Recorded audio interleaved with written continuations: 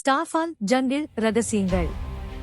ஒரு மாயமான இரவு, ஒளிரும் மூன்ஃப்ளவர் மரங்களுக்கு நடுவே ஜாரா என்ற துணிச்சலான குட்டி பெண் இயற்கையை ஆராய்ந்து கொண்டிருந்தாள். அவள் பசுமையான புதர்களை தாண்டி நடக்கும்போது திடீரென ஒரு மெல்லிய அழுகுரல் அவள் காதில் விழுந்தது. யாரது என்று திரும்பியவள் புதர்களை விலக்கினாள். அங்கே தங்க நிற கோடுகளுடன் ஒரு சின்னஞ்சிறு புலிக்குட்டி முச்செடிகளில் சிக்கித் தவிப்பதைக் கண்டாள்.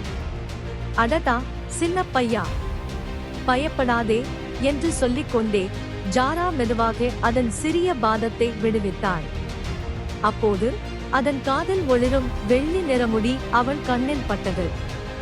என்ன அழகு என்று வியந்தவள், உன் அம்மா எங்கே இருக்கிறாள் என்று கேட்டாள். பதிலுக்கு புலிக்குட்டி அவளது சட்டையை பற்களால் கவ்வி இழுத்தது. சரி சரி, என்னை வழி நடத்து என்று சிரித்தாள் ஜாரா. திடீரென அந்த குட்டி ஒரு சேற்று பகுதியை நோக்கி ஓடியது. எங்கே போகிறாய் என்று பின்னால் ஓடிய ஜாரா அதை பிடிக்க முயன்றபோது காலடியில் உள்ள மணல் அவளை இழுக்க ஆரம்பித்தது. ஐயோ, புதைக்குழி என்று மரத்தின் மேலிருந்து ஒரு குரல் எச்சரித்தது. அது கிக்கி, ஒரு சுறுசுறுப்பான குரங்கு. பட்டென்று ஒரு கயிற்றை எறிந்து பிடி ஜாரா என்று கத்தியது. ஜாரா கயிற்றை பற்றி சாமர்த்தியமாக தப்பித்தாள்.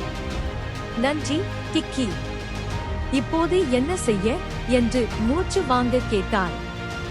டெம்போவை சந்தி, அவருக்கு எல்லாம் தெரியும் என்று கிக்கி கண்ணடித்தது. கிக்கியின் வழிகாட்டுதலோடு ஒரு பெரிய நதியை அடைந்தாள் ஜாரா. அங்கே டெம்போ என்ற முதிய யானை நீரில் நின்று அமைதியாக குளித்துக் கொண்டிருந்தது. டெம்போ, இந்த குட்டியின் அம்மாவை தேடுகிறோம் என்று ஜாரா கேட்டாள்.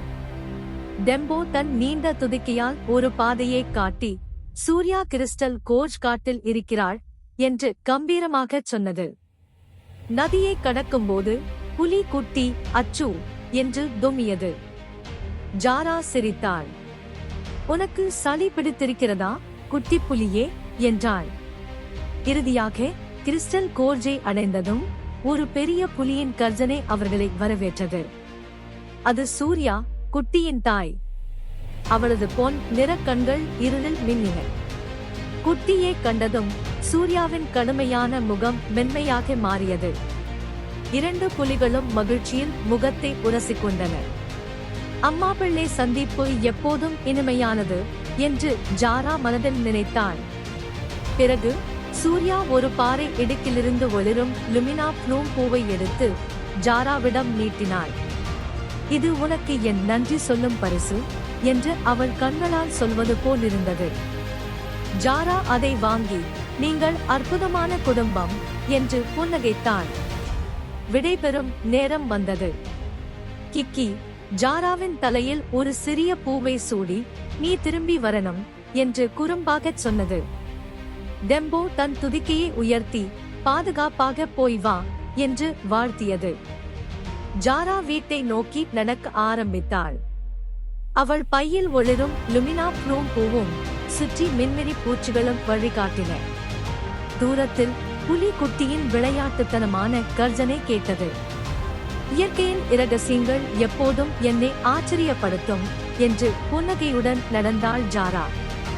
கருப்பொருள், இயற்கையின் மொழியை உணர்ந்து அதனுடன் இணைவது, நண்பர்களின் உதவியால் வெற்றி பெறுவது, சிறிய துணிச்சலான செயல்களின் பெரிய பலன்கள்.